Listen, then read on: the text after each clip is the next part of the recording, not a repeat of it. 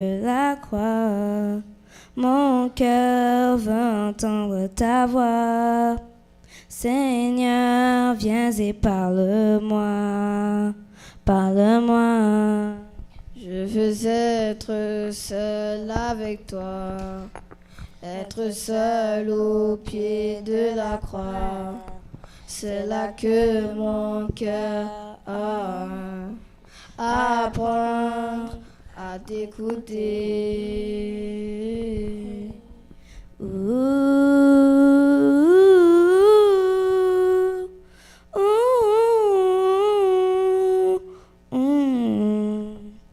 Combien d'opportunités j'ai souvent manqué quand mon cœur était partagé.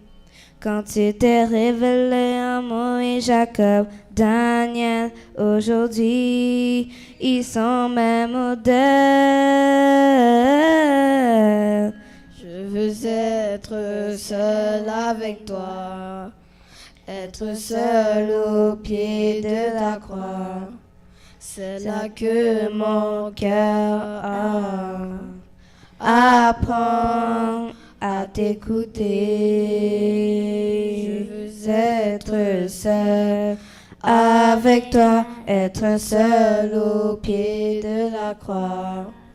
C'est là que mon cœur apprend à t'écouter.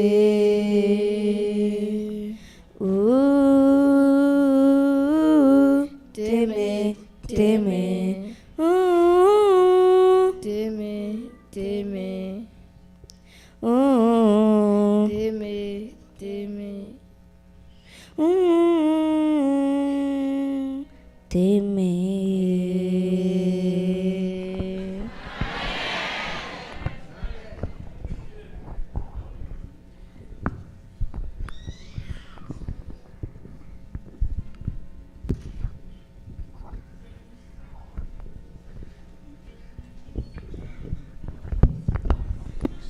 Votre Amen signifie combien vous appréciez, n'est-ce pas vrai?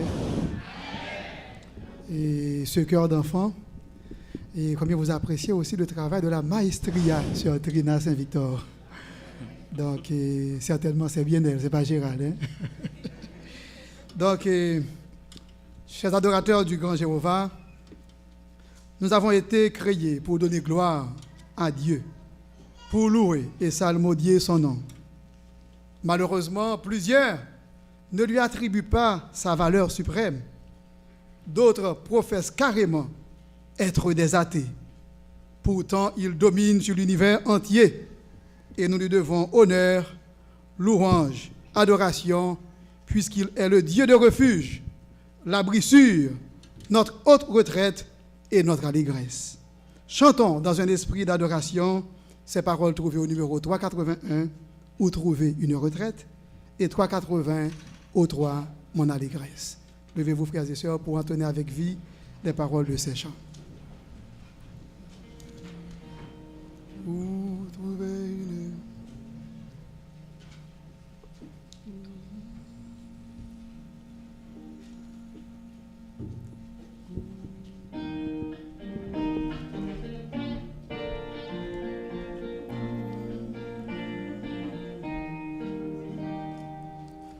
Où trouver une retraite, où trouver un surabri, quand du sein de la tempête, Dieu me parle au Sinaï. Voilà mort que j'ai soufferte pour devenir ton sauveur. Entre par la plaie ouverte et cache-toi dans mon cœur. Quelle cité de refuge s'offre pour l'homme perdu. Quand fuyant devant son juge, tremble et pleure éperdu. Vers moi sans repos ni trêve, à cause c'est ton seul espoir. Mon cœur qu'a percé le glaive, s'ouvre pour te recevoir. Quand il faudra rendre compte au Dieu qui t'affrontera, où cacherai-je ma face quand ton âme perdura? Si tu veux fuir ma colère, cache-toi dans mon amour. Approche-toi du calvaire et ne crains plus le grand jour.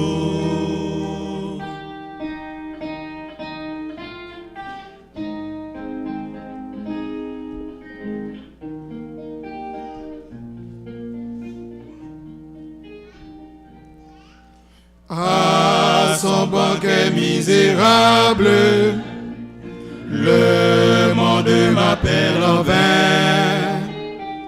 Oh, fais-moi place à ta table et donne-moi de ton pain.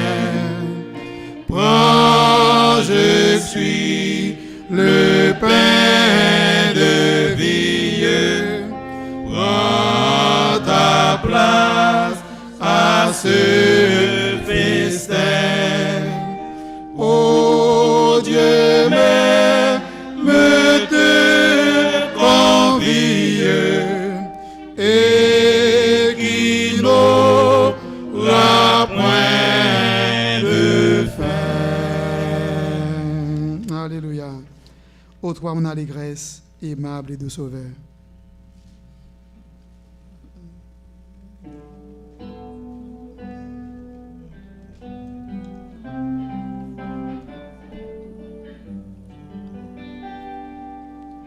Ô toi, mon allégresse,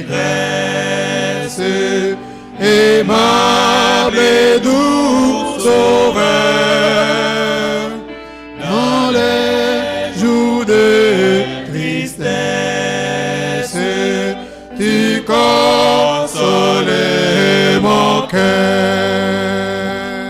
C'est toi seul que je chante, Jésus, mon Rédempteur. Oh, que d'amour je sente pour toi vibrer mon cœur. Toi qui devins mon frère, sublime roi des rois, quel autre sur la terre est comparable à toi? C'est toi seul que je chante. C'est toi seul que je chante, Jésus mon Rédempteur. Oh, que d'amour je sente, oh, que d'amour je sente, oh, toi vibrer mon cœur.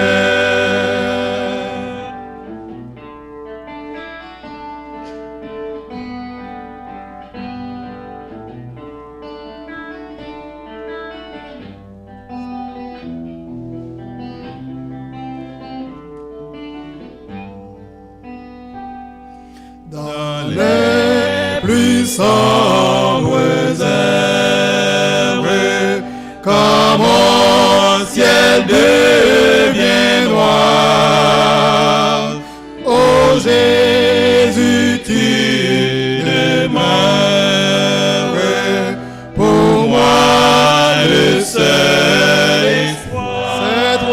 seul que je chante. C'est toi seul que je chante. Jésus mon rédempteur. Jésus mon rédempteur. Au cœur d'amour je sens pour toi vibrer mon cœur. Béni soit l'Éternel, frères et sœurs. Ce Dieu se révèle notre ami tendre et fidèle, dont l'amour se renouvelle au quotidien. Nos craintes, nos soucis, nos besoins, il les connaît et les partage. Faisons-lui confiance et chantons ces paroles au numéro 320, quel ami fidèle et tendre.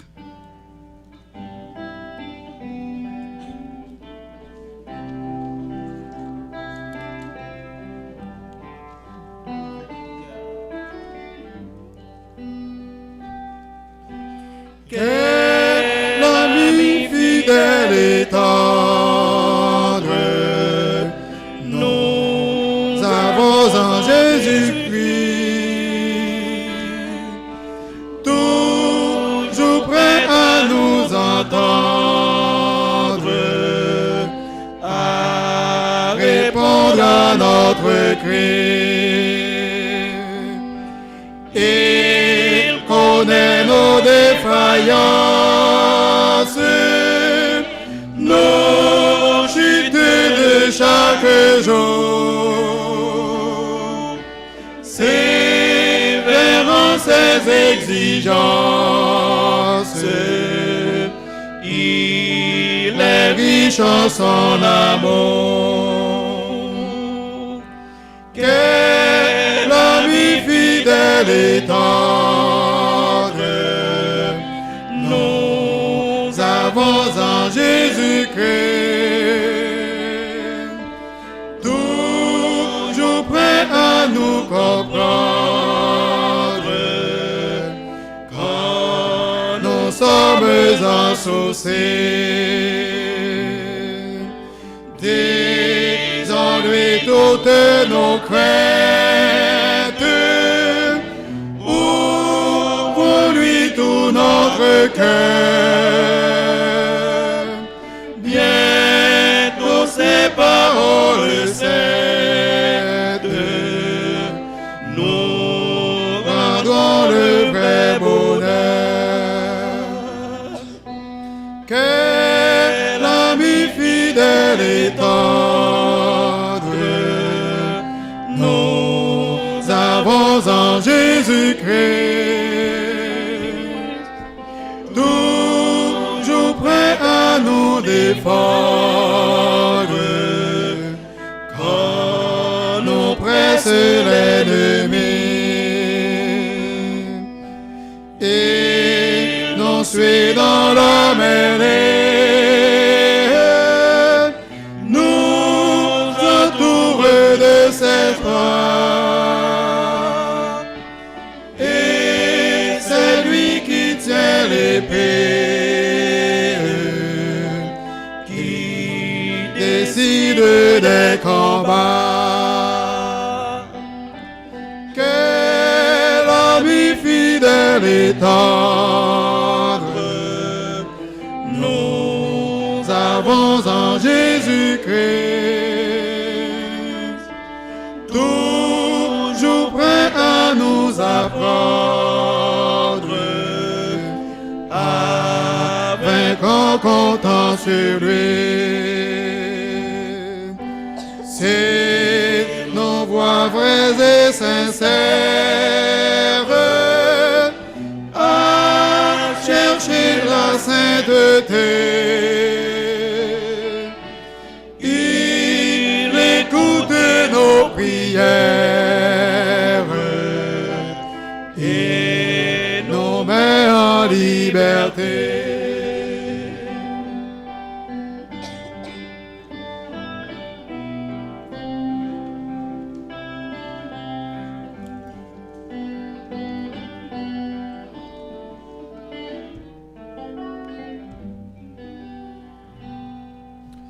Quel ami fidèle et tendre nous avons en Jésus-Christ. Bientôt il viendra nous prendre pour être au ciel avec lui. Suivons donc l'étroite voie en comptant sur son secours. Bientôt nous aurons la joie de vivre avec lui toujours.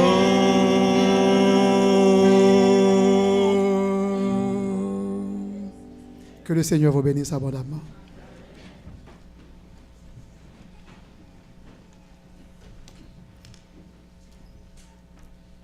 Combattant de l'Éternel, Maranatha. Combattant de l'Éternel, Maranatha. Soyons prêts, n'est-ce pas vrai? Nous devons être prêts à chaque seconde de notre moment que nous passons sur cette terre. Nous venons de chanter un chant très important dans notre course chrétienne. Si nous regardons la dernière strophe qui nous dit « Quel ami fidèle et tendre nous avons en Jésus-Christ. Bientôt, il viendra nous prendre. » Je crois que c'est notre espérance que Jésus revient bientôt pour nous prendre parce que nous souffrons trop sur cette terre, n'est-ce pas vrai? Donc, il faut lutter fermement. Il ne faut pas regarder ni à droite ni à gauche, mais il faut regarder en avant. Il faut regarder vers la croix parce que quand il sera de retour, nous devons tous ici présents être prêts pour l'acclamer, n'est-ce pas vrai? Donc, c'est un ami fidèle. Il ne faut pas abandonner la foi. Et je tiens à dire merci à Gabriel, Gaël et Jenny, et qui a su chanter un très beau chant, hein, et qui nous dit qu'on doit regarder encore à Jésus-Christ. Je vais être seul avec lui. Hein, je vais être seul. Il faut passer des moments seuls à Dieu pour lutter, parce que l'adversaire est autour de nous. Si nous ne restons pas seuls avec lui pour nous consacrer, donc on peut passer à côté. Donc il faut rester toujours seul avec lui. Et comme Jean-Marie a si bien dit, ce n'est pas mon œuvre, hein, c'est l'œuvre de ma femme. Hein. C'est elle qui a formé les enfants pour pouvoir chanter au nom du Dieu vivant. Hein. Donc je dis merci à Trina.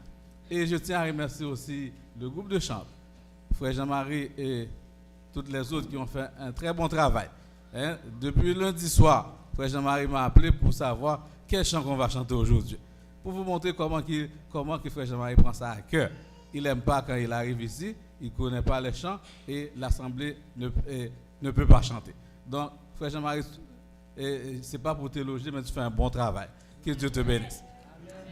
Et je tiens à saluer aussi tous les visiteurs.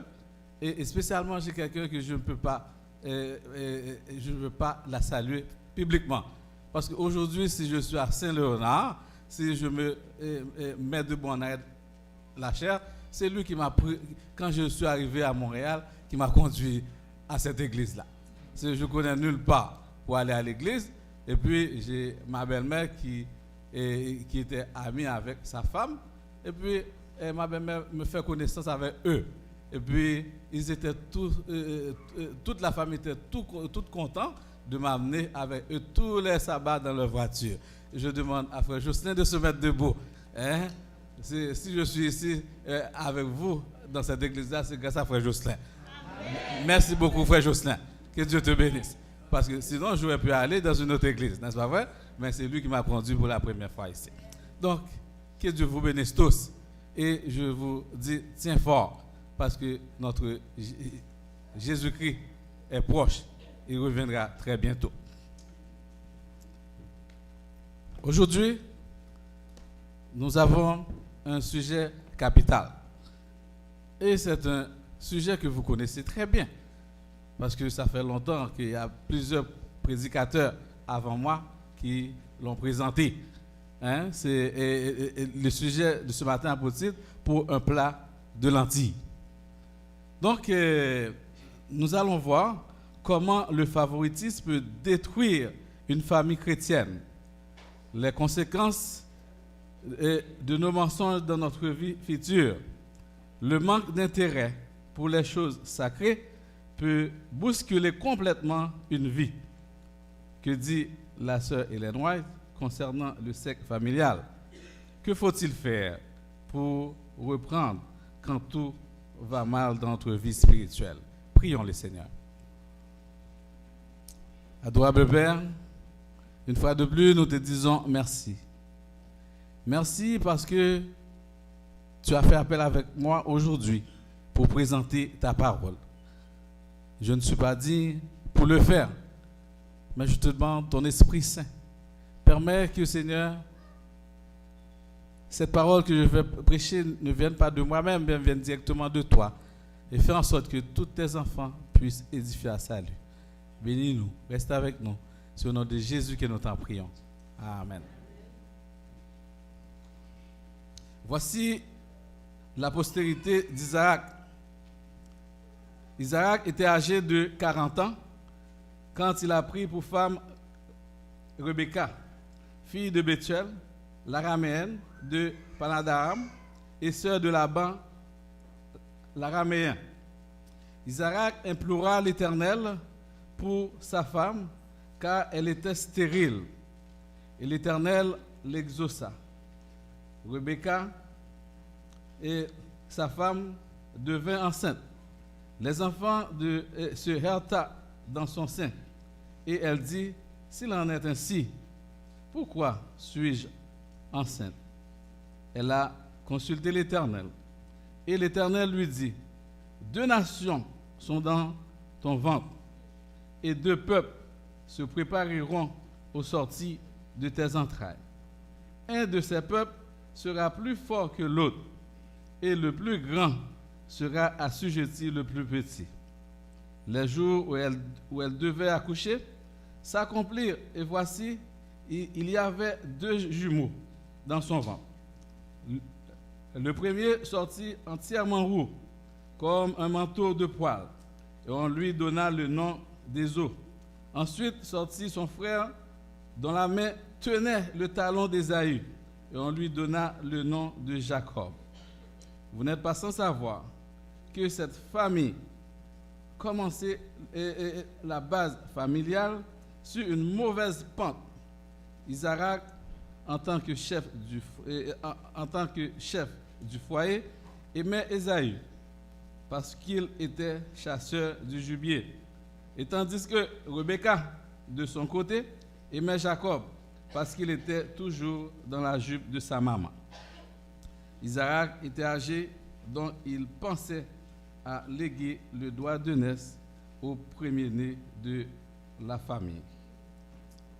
Juste avant d'entrer d'emblée dans le sujet, je vois l'église est trop concentrée, je vais vous déconcentrer un petit peu. Je vais vous déconcentrer. Je vais vous expliquer une anecdote. Mais c'est une anecdote vraie. C'est une famille qui vivait en Haïti. Mais vous savez, pendant le moment, il y a pas mal de choses qui se passent en Haïti. Il y a beaucoup de bouleversements, beaucoup de tracas. Et on parlait de toutes sortes de choses. Mais il y a le mari qui s'appelle Jacques et la femme s'appelle Yves-Rose.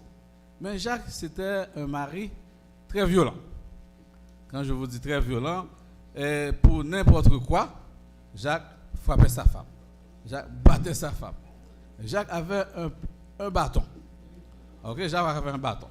Et le bâton est toujours là. Et puis, à chaque fois, Yves-Rose fait quelque chose qui ne va pas bien. Si Jacques arrive, il n'y a pas de nourriture, bâton pour Yves-Rose.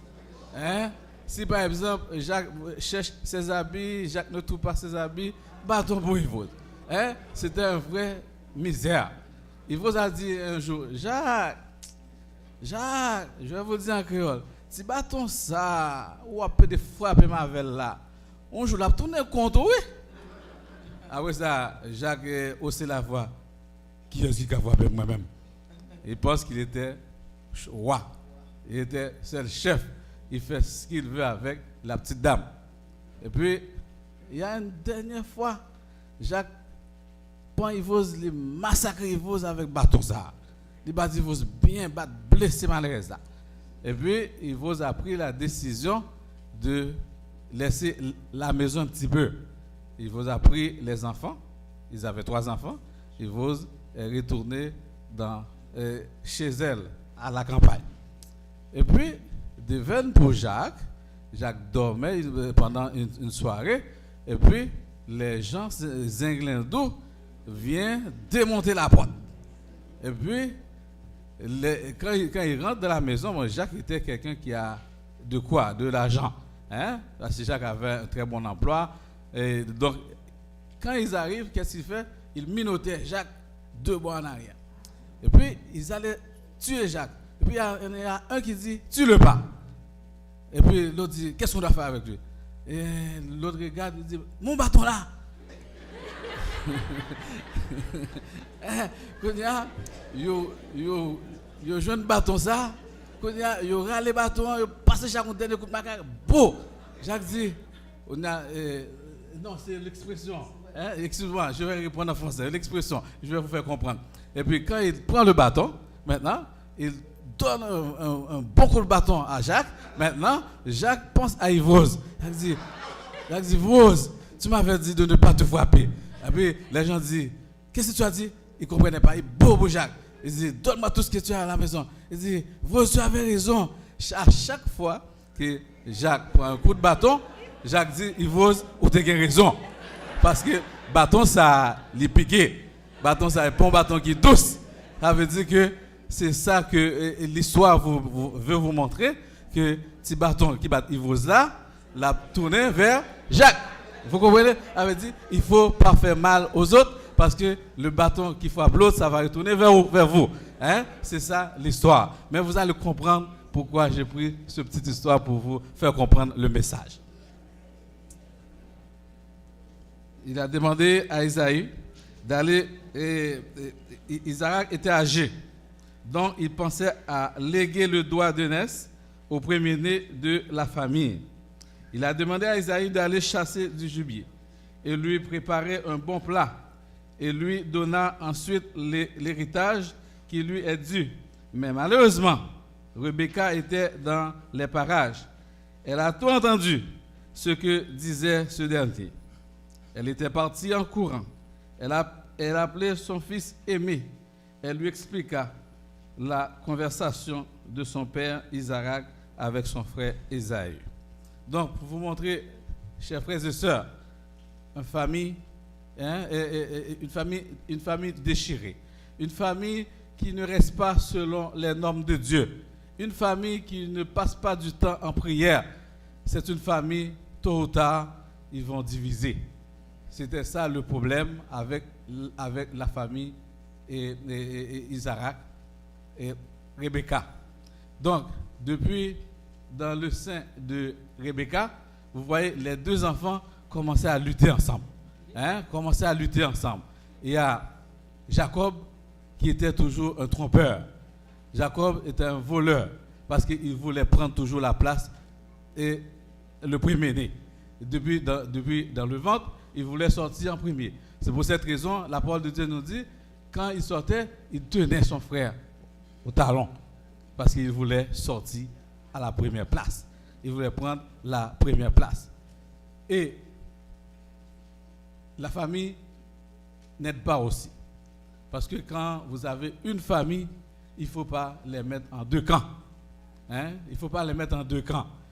Tous les enfants, c'est nos enfants, il faut les aimer pareil. Il ne faut pas aimer un plus que l'autre. Comme vous avez vu, Isaac aimait beaucoup plus Ésaü. Pour quelle raison? Parce que Ésaü c'était un franc chasseur. Il chassait du gibier. Et Isaac aimait beaucoup manger la viande du gibier. C'était bon dans sa bouche.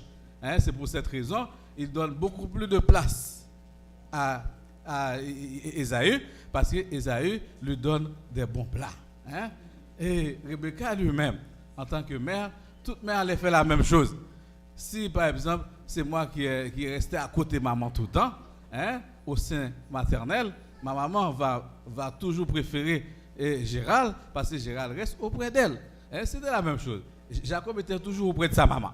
Donc, sa maman donnait beaucoup plus d'attention à Jacob. Et sa maman pensait faire du bien. Pour elle, elle va faire du bien. Hein? Si tu prends le doigt de naisse de ton frère, ça va être très bon. Hein? Maintenant, elle reste en coulisses pour écouter tout ce qui se passe dans la maison. Mais un beau jour, quand Isaac allait donner le doigt de naisse vraiment au premier-né, mais la maman a tout gâché.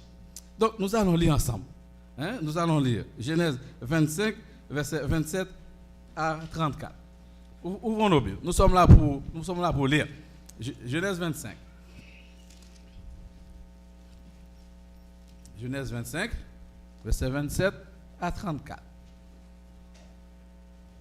Je lis pour vous.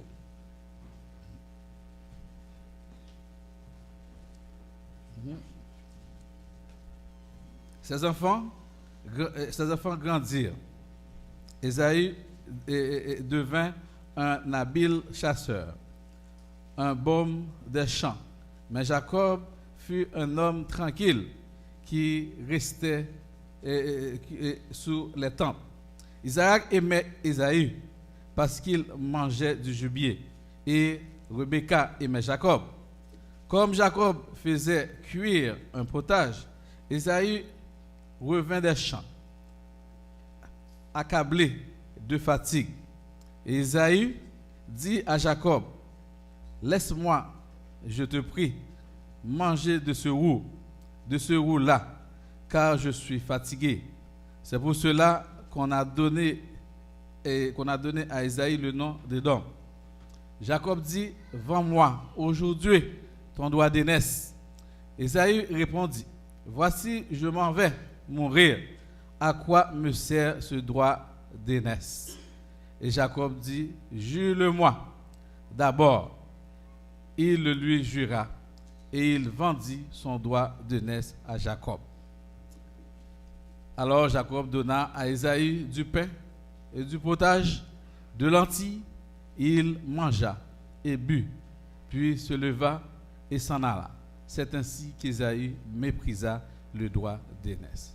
Chers frères et sœurs, certes, Rebecca, on peut dire, a tout à fait tort d'envoyer Jacob. Mais on ne va pas mettre tout le tort du côté de Rebecca. Parce que Ésaü, à son tour, méprisait le doigt d'aînesse. Il ne savait pas son importance. Il ne savait pas son importance. Tout à fait normal, c'est acquis, donc on va me donner un doigt d'aînesse. Qu'est-ce que je vais faire avec ça? Ça n'a pas d'importance pour moi.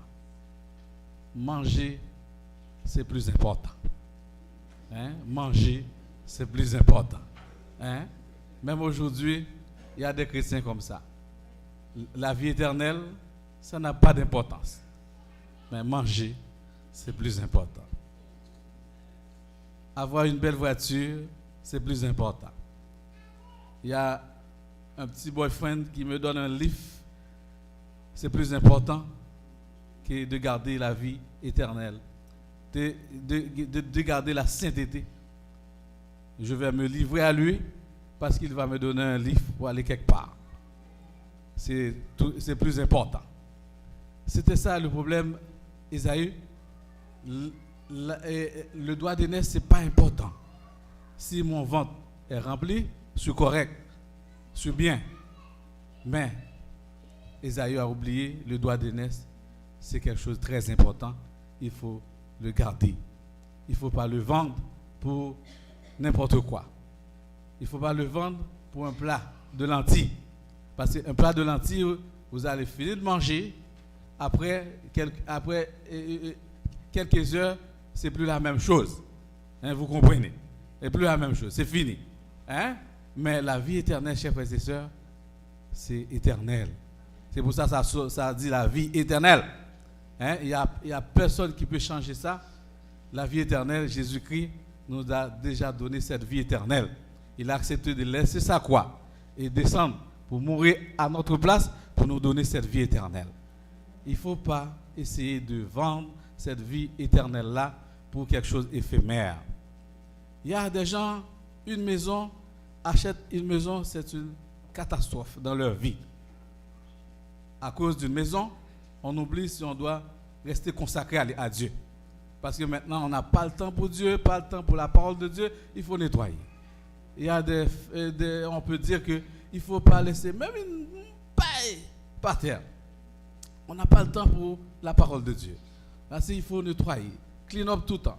24 sur 24, clean up. Hein? Sans arrêt. Quand les enfants passent, touche pas les meubles. Parce que c'est très important, vous comprenez? Ça coûte cher. Hein? Ça coûte cher. Hein? Il y en a aussi, travail. C'est malade de travail. Pas de temps. On achète des meubles chers, il faut les payer, n'est-ce pas vrai? Il faut les payer. On achète des voitures très chères. On n'a pas le choix de faire overtime sur overtime. Overtime sur overtime. Les meubles qu'on achète très chers, c'est la poussière qui est assise dessus. Hein? On n'a même pas le temps pour ces meubles-là. Hein? C'est la poussière qui est dessus. Hein? Et maintenant, on est en train de travailler 24 sur 24. Pourquoi? Pour faire 2-3 sous, pour payer des affaires bien chères. Et puis, après, qu'est-ce qu'on va faire ces affaires-là? Exactement. On va mourir, on va les laisser. Et puis, nous autres, on va perdre notre vie éternelle. Pourquoi? Pour des affaires passagères. Comprenez-vous le problème? Nous sommes chrétiens, adventistes du 7e jour. Notre patrie n'est pas ici-bas. Notre patrie n'est pas de ce monde. Donc, il faut travailler fermement, rester collé avec Jésus. Il faut rester collé avec Jésus. Quand il reviendra, nous serons tous prêts. Laisse pas les petites choses banales nous empêchent d'aller vers Jésus. Une voiture, c'est une ferraille. Quand on prend la voiture, on sort dehors, peut-être un accident va arriver. Si nous ne sommes pas prêts, qu'est-ce qui va arriver? La voiture va briser et nous autres aussi, on va finir. Il n'y aura plus de vie éternelle. Une voiture, c'est une ferraille. Il ne faut pas donner trop d'importance à une voiture. Les jeunes filles qui sont à l'église, je n'ai rien contre vous. Il ne faut pas laisser les vagabonds dehors vous faire n'importe quoi. Il faut pas vendre votre droit d'aînesse pour un livre. Pour aller chez vous, prends l'autobus. Prends l'autobus. L'autobus, c'est correct, c'est bon. Au moins, vous gardez votre dignité. Parce que vous êtes des enfants de Dieu. Vous n'êtes pas n'importe qui. Il ne faut pas vous laisser salir à n'importe qui dehors pour un petit livre. Après, vous allez le regretter, mais peut-être ça va être trop tard. Quand trop tard arrive, parfois, même quand les choses mauvaises arrivent, même quand on veut réparer ce qui est mauvais, parfois c'est difficile. Parfois c'est très difficile. Et trop tard peut nous barrer. Et puis Jésus-Christ peut retourner, nous ne serions pas là. À Dieu le plaise. Donc il faut qu'on s'arrange pour que trop tard ne nous arrive pas. Il faut, dès maintenant, on doit prendre la décision de marcher avec notre Dieu. De marcher avec Dieu. Parce que Dieu cherche des gens sincères, des gens fidèles. Parce qu'il ne va pas venir chercher des gens infidèles, mais il va chercher tous les fidèles. Amen. Ne vendez pas votre droit d'aînesse pour n'importe quoi. Il n'y a rien qu'on peut comparer au salut éternel. La parole de Dieu nous dit, ce que nous allons voir, ça ne vient même pas encore dans notre esprit. Parce que tellement c'est glorieux. Hein? Le moment que nous allons passer avec notre Dieu, ça va être des moments extraordinaires. Chers frères et sœurs, il faut qu'on arrive à prendre conscience dans quel temps que nous sommes. Satan est toujours là, nous environne. Il nous fait des offres partout. Hein? Au travail, il nous fait des offres. Il nous fait des offres. Mais il lutte avec nous parce qu'il voit que nous sommes dans le droit chemin. Il veut nous détourner. Ils vont nous offrir à travailler les sabbats. Mais nous autres, il ne faut pas vendre votre droit d'aînesse pour 2-3 sous de plus. C'est le gouvernement qui va le prendre. Hein? Quand on fait trop d'overtime, on ne le voit même pas. Parce qu'on peut faire 70 heures de travail. Le montant qu'on faisait avec 40 heures, on va voir, c'est une différence de $50. Est-ce que vous allez perdre votre vie éternelle pour $50, chers frères et sœurs? Hein, ce n'est pas important, votre vie éternelle, ce n'est pas important la façon que vous vivez avec Christ.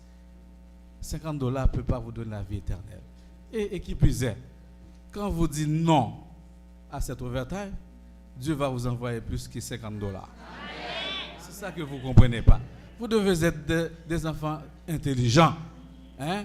Il ne faut pas avoir $50, $100, même $1,000, $2,000, $3,000 trop pour perdre pour votre vie éternelle. Parce que la vie éternelle est beaucoup plus importante. C'est ça qui était arrivé à Ésaü. Ésaü, pour lui, ce n'était pas trop important. Manger, c'était plus important. Donc, ça fait en sorte que Jacob arrive à accaparer son droit de naissance. Et puis, c'était la division totale dans la famille. Donc, nous allons voir un autre point qui est très important dans notre histoire. On nous dit les conséquences de nos mensonges dans notre vie future. Hein? Les conséquences de nos mensonges. Tantôt, nous avons parlé d'une petite anecdote qui dit, même bâton qui bat Yves Rose là, c'est les mêmes qui battent Jacques. N'est-ce pas vrai? Jacob pensait qu'il pouvait se fuir. Hein, il pouvait fuir, n'est-ce pas vrai? Il pensait que c'était bien. Il a son droit de naissance. Il pouvait fuir parce que Rebecca encore a conseillé à son fils chéri de partir. Parce que selon les coulisses, Ésaü voulait le tuer. Maintenant, Rebecca a conseillé à Jacob d'aller loin d'Ésaü. Il faut fuir. Maintenant, Ésaü et Jacob a pris le chemin, il est parti. Mais arrivé à certains lieux, il était arrivé chez Laban. Laban, pour ceux qui ne connaissent pas, la parole de Dieu nous a dit c'est son oncle. Hein, c'était le frère de Rebecca. Donc, en arrivant chez Laban, il fait connaissance. Maintenant, Laban lui a engagé pour travailler. Nous allons lire. On va ouvrir la Bible dans Genèse 29, versets 21 à 29. Lisons la Bible. Genèse 29, versets 21 à 29.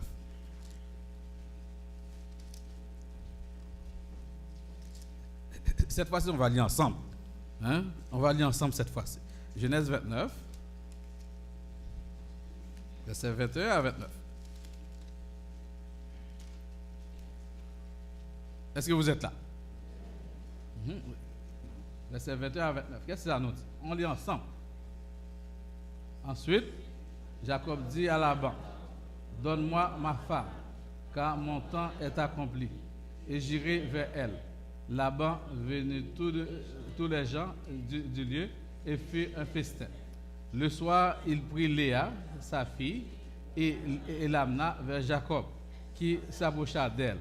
Et Laban donna pour servante à Léa, sa fille, sa servante. Et le lendemain matin, au verset 29, le lendemain matin, et voilà que... Vas-y, je vais vous laisser lire.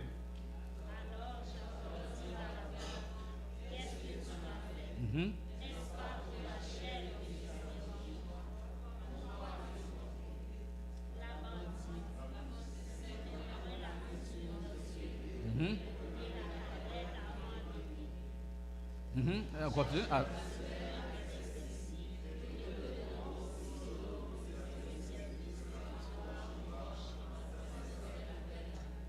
Jacob fit ainsi, et il acheva la semaine avec Léa.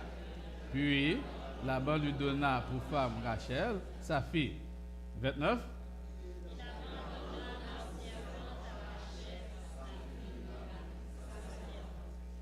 Oui, chers frères et sœurs, pour vous montrer que Jacob, arrivé chez Laban, Jacob a vu la belle Rachel, la belle Rachel. Dès que Jacob arrive en avant de la porte, la première personne qui dit Jacob bonjour, c'est Rachel. Et c'était une crème femme. Depuis lors, Jacob a dit je peux travailler pour cette femme-là. Et puis Laban lui a demandé qu'est-ce que je peux te donner si tu travailles pour moi. Maintenant, Jacob a dit je vais travailler pour toi.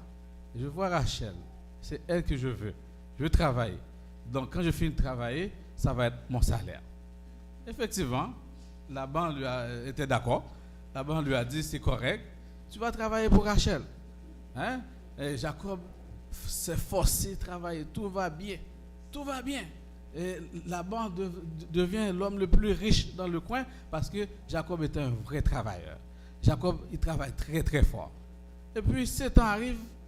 Maintenant, Jacob a vu que Laban ne dit rien. Jacob dit, hein, qu'est-ce qui se passe? Pourquoi il me dit rien? Maintenant, c'est lui qui a été voir Laban pour dire, mon temps est arrivé. C'était un contrat de 7 ans. Maintenant, donne-moi ma femme. Maintenant, c'est à ce moment-là que Laban lui dit, ok, on va vous donner votre femme. Et donc, Laban s'est arrangé un gros festin. Hein? Tout le monde invite beaucoup de personnes. Mais Jacob ne savait pas. Petit bâton qui battait Yves-Rose devrait battre Jacques aussi. Hein? Il ne savait pas ça. Hein? Il ne savait pas ça. Et donc, c'est à ce moment-là que le soir arrive. C'était une coutume, c'est dans le noir, on peut rien voir. Et puis, on lui a filé doucement Léa. Hein? Pour lui, c'était sa belle Rachel. Il était content. Hein? Il a passé une belle nuit de noces. Hein? Une belle nuit de noces. Maintenant, demain matin arrive. Hein? C'est qui je vois là? Non, c'est pas ça que je voulais moi-même. Hein? Maintenant, quand il a été voir son beau-père, qu'est-ce qui se passe? Qu'est-ce que tu m'as donné? Hein? Là-bas, dit, mon cher, c'est la coutume. La plus vieille devrait partir avant la cadette. Hein? C'est la coutume. Maintenant, Jacob a dit, je ne comprends pas ce que tu m'as fait. J'ai travaillé 7 ans, hein, pour Rachel. Tu m'as donné Léa. Maintenant, qu'est-ce que tu veux que je fasse encore? Hein? Laban qui voulait avoir plus de millions, n'est-ce pas? Ouais? Avec beaucoup d'animaux qui peuplaient Jacob, c'est un bon travail. Mais je peux te le donner, hein? Tu sais? Il n'y a pas de problème, je peux te le donner. Rachel est là. Et tu vas encore faire un autre 7 ans encore. Tu vas faire encore un autre 7 ans encore. Maintenant, au lieu de faire 7 ans pour avoir Rachel, il a passé 14 ans. Parce que c'est un homme qui avait l'habitude de tromper. Donc, quand tu trompes, on va te tromper. Hein? C'est le monnaie qu'on te donne. Tu donnes $20, c'est pour 19,90 tu as acheté, on doit te retourner 10 cents. C'est votre charge. Hein? Ça veut dire, il arrive là, maintenant, il y a quelqu'un qui va lui faire la même chose qu'il faisait à son frère. Ça veut dire, il n'a pas le choix de travailler durement pour avoir ce qu'elle voulait. Parce que quand tu trompes, on va te tromper aussi. Bâton qui bat Yves là, hein? C'est lui qui bat Jacques. Hein? Exactement. Ça veut dire, il ne faut pas frapper les autres. Il faut garder les autres comme vous-même. Hein? Aime ton prochain comme toi-même. Hein? Parce que quand, par exemple, vous essayez de faire mal aux autres, ça va retourner sur vous-même. Hein? Ça va retourner sur vous-même, tôt ou tard. Donc, c'est pour cette raison, il faut, quand on vit avec quelqu'un, il faut vivre avec la personne comme c'était vous-même. Hein? Avec sincérité. Hein? Un chrétien doit être sincère dans tout ce qu'on fait. Il faut être sincère. Hein? Même un bonjour, ça doit être un bonjour sincère. Parce qu'il y a des bonjours hypocrites, vous le savez. Hein? Hein? On fait semblant, les dents dehors, et puis après, quand je tourne le dos, je commence à vous frapper. Ça, ce n'est pas les gens qui travaillent pour le ciel. Les gens qui travaillent pour le ciel, ce sont des gens sincères.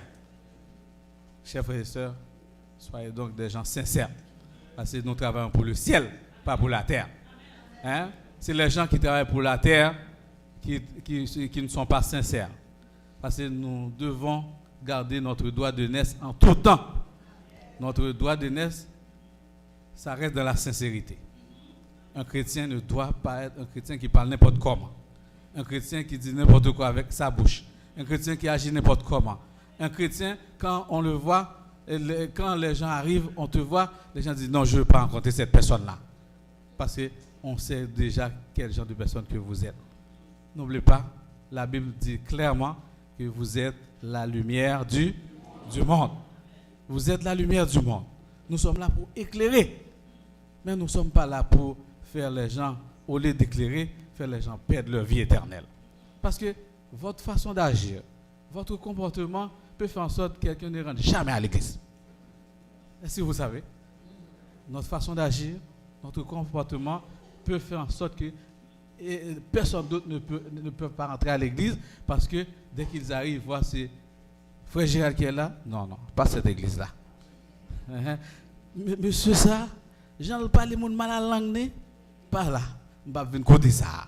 Je ne vais pas passer là parce que lui, il parle trop les gens avec sa langue. Il faut brider notre langue, chers frères et sœurs, parce que nous sommes des chrétiens. Comme je vous dis, il faut être sincère. Si Jacob était quelqu'un sincère, je ne pense pas que Laban allait lui faire ce qu'il faisait avec lui. Il n'allait pas faire ça. Mais il n'était pas sincère. C'est l'une des raisons qui fait en sorte que Jacob lui a trompé. Donc au lieu de passer 7 ans pour Rachel, il a passé 14 ans. Mais, on peut dire heureusement, il a pris sa leçon. Parce qu'à un certain moment, l'histoire nous raconte que Laban n'était plus content avec Jacob. Laban lui regardait un peu drôle, bizarre. Maintenant, il sentait que sa place n'était plus là. Il devrait retourner dans son pays natal. Il devrait retourner pour aller réconcilier avec son frère. Parfois, chers frères et sœurs, nous on dit tout en 10 000 têtes patrouilles sur l'estomac. Nous, nous pas pardonner un l'autre. C'est parce que l'Esprit de Dieu peut parler nous. Quand l'Esprit de Dieu vous parle, vous allez baisser l'âge de guerre. On va le jeter. On va dire, ce n'est pas le moment, c'est le moment de retourner pour aller réconcilier avec mon frère. C'était ça que Jacob avait fait. Quand il voit que Laban n'était plus pareil avec lui, il a compris. Maintenant, il a rassemblé toute sa famille, toutes ses femmes, tous ses enfants, et il a pris la fuite. Il laisse Laban. Maintenant, à ce moment-là, quand il a laissé Laban, Laban vient savoir que Jacob est parti. Étant donné que Jacob était très important pour lui, il ne voulait pas le laisser partir. Donc, Laban était parti à sa rencontre. Maintenant, l'Éternel a dit à Laban, ne fais pas mal à mon serviteur Jacob. Parce que tu peux lui parler, mais tu dois lui parler gentiment. Donc, peu importe notre façon d'agir, l'Éternel est toujours avec nous. Il est toujours avec nous. Il a dit, je suis toujours avec toi jusqu'à la fin du monde. Dans toutes les circonstances de notre vie, l'Éternel est toujours là. L'Éternel ne nous abandonne jamais. Parfois, c'est nous qui abandonnons le bois de l'Éternel. On laisse l'Éternel de côté. On laisse l'Éternel poser. Nous, on fait notre propre chemin. Mais l'Éternel, lui, ces deux bois restent ouverts comme ça. Il nous attend. À chaque fois qu'on fait un petit soupir, il était déjà tout près de nous. Vous savez, il était déjà tout près de nous. Parce qu'il nous dit qu'il est toujours avec nous jusqu'à la fin du monde. Je suis toujours avec toi jusqu'à la fin du monde. Donc, on a l'Éternel avec nous, peu importe notre vie, notre passé. Donc, si aujourd'hui, vous ressentez le besoin de retourner à l'Éternel, ne vous gênez pas. Ne vous gênez pas du tout. Parce que les deux bras de Jésus-Christ sont ouverts.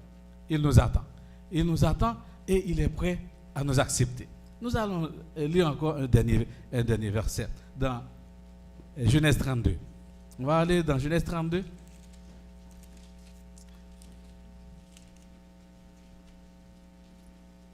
Genèse 32, verset 24 à 30.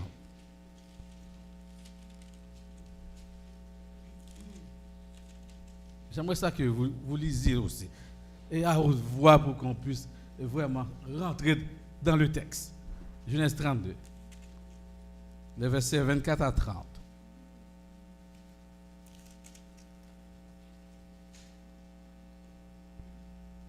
Ok, on lit ensemble. Jacob demeura seul. Alors un homme lutta avec lui jusqu'au lever de l'aurore. Voyant qu'il ne pouvait le vaincre, cet homme le frappa à la, voiture.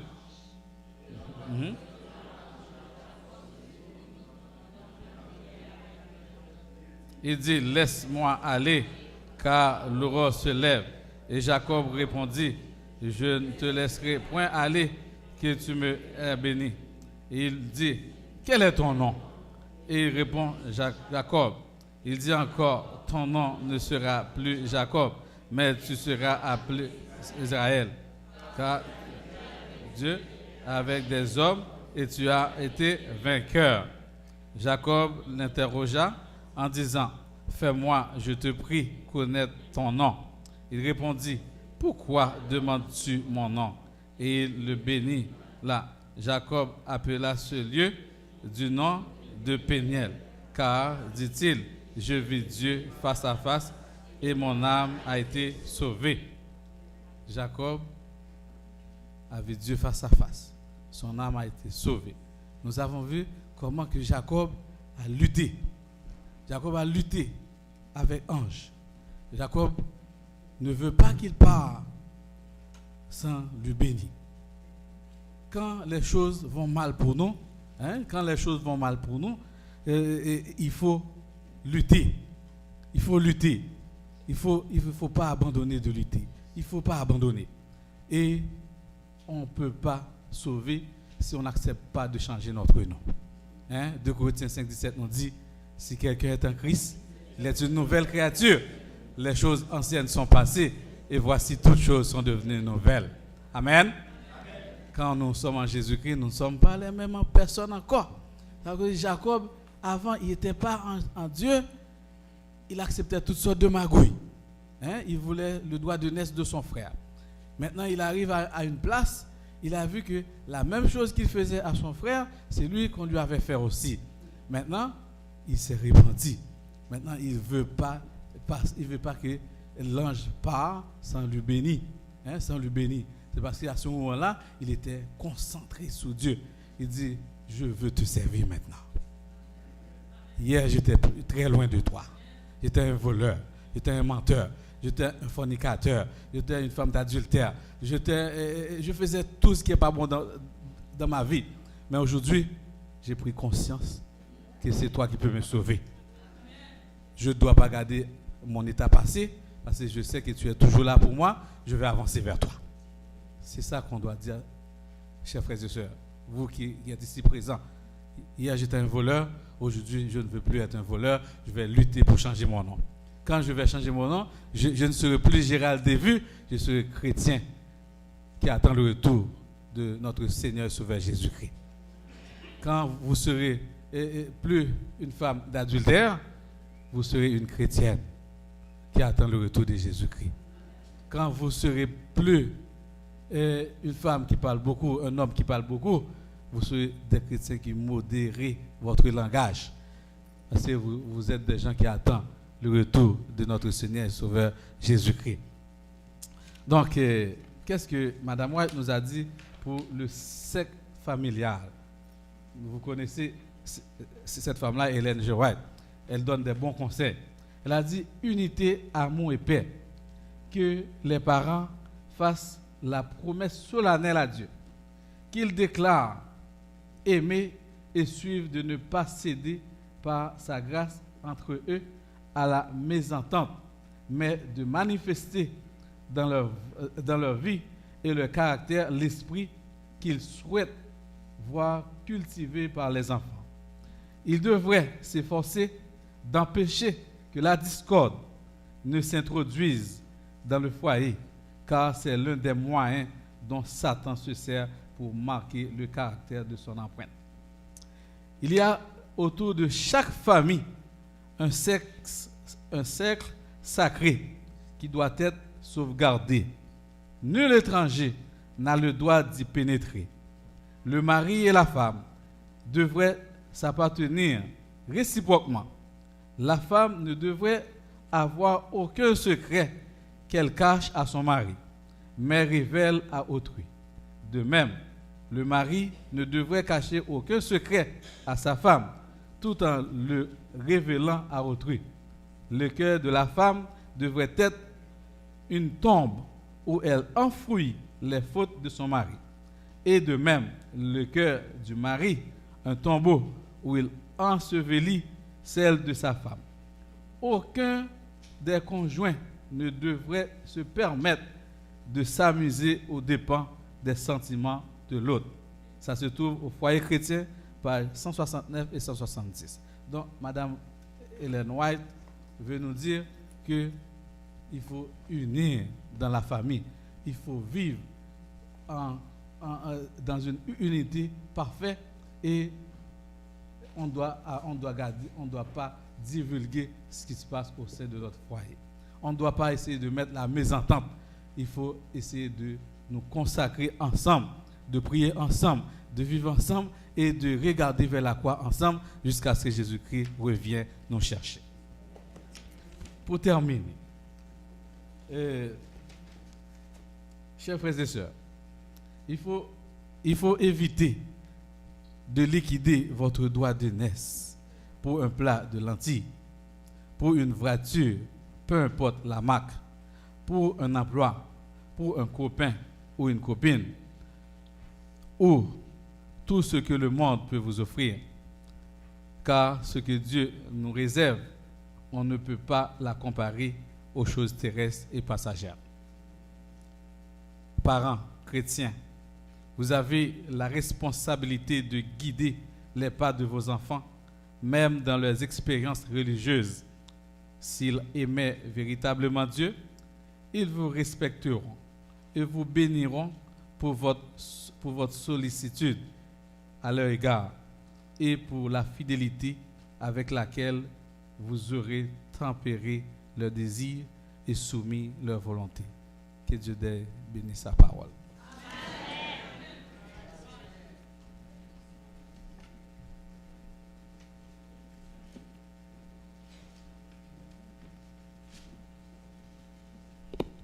Amen, frères et sœurs. Donc alors, je n'ai rien d'autre à dire, c'est que vous alliez avec ce message pour méditer. Que Dieu vous bénisse. Nous allons nous mettre debout et chanter au numéro 522 des hymnes et louanges.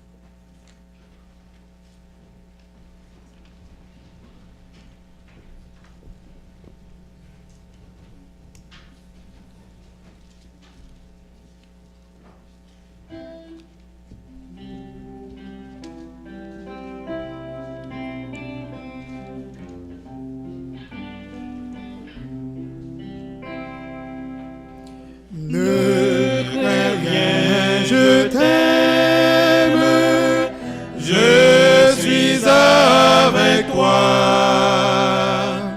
Promesse suprême qui soutient ma foi.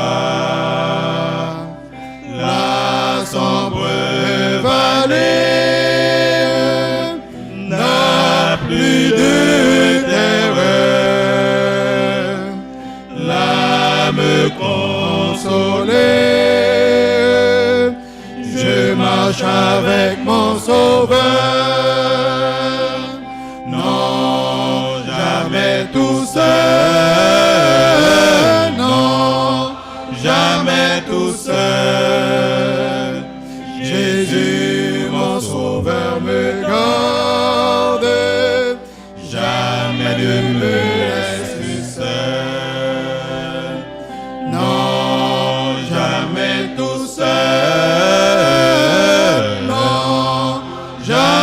Tout seul, Jésus mon Sauveur me garde, je ne suis jamais tout seul. L'aube matinière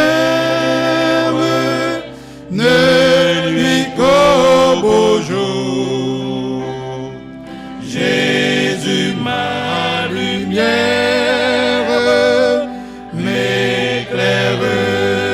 toujours.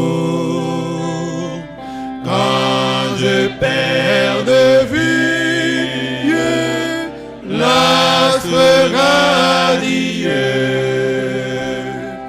à travers la nuit, Jésus me montre les cieux.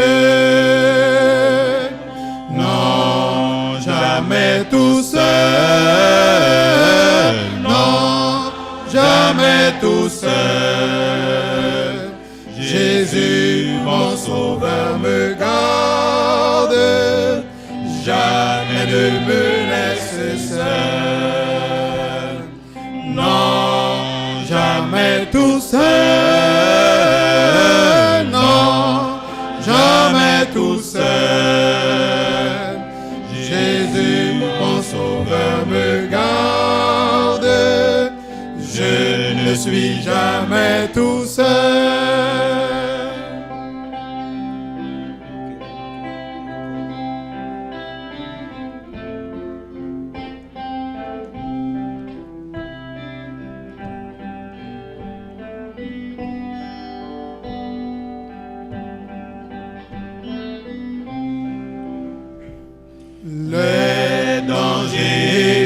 couvre, subtils inconnus, de près il m'entoure, plus près c'est Jésus, qui dans le voyage me redit c'est moi. Ne crains rien, courage, je suis toujours avec toi. Non, jamais tout seul, non, jamais tout seul. Jésus, mon sauveur, me garde, jamais ne me laisse seul. Non, jamais tout seul, non, jamais tout seul. Jésus, mon sauveur, me garde, je ne suis jamais tout seul.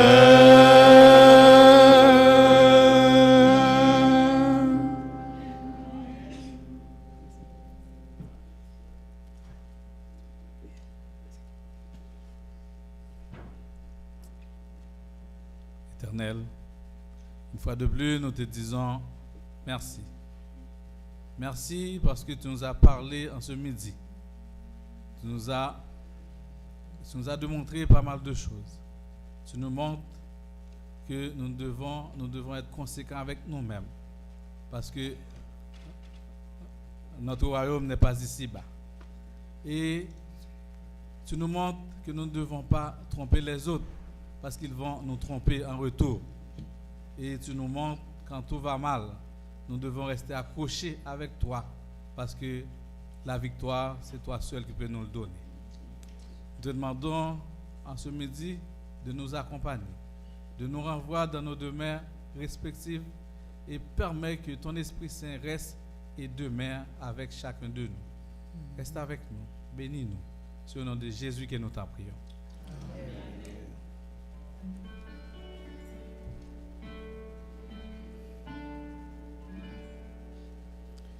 Que la grâce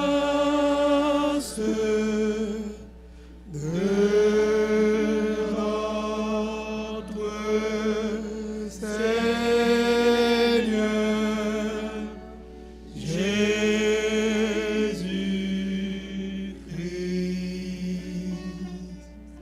et l'amour de Dieu le Père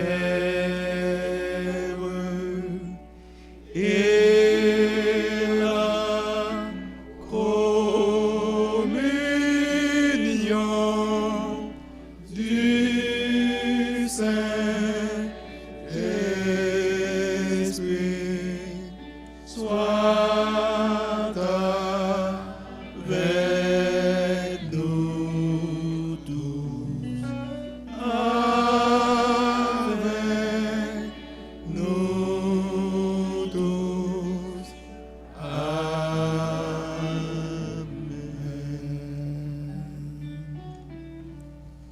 Pour la sortie, nous chantons numéro 271, Miséricorde insondable, Dieu peut-il te pardonner?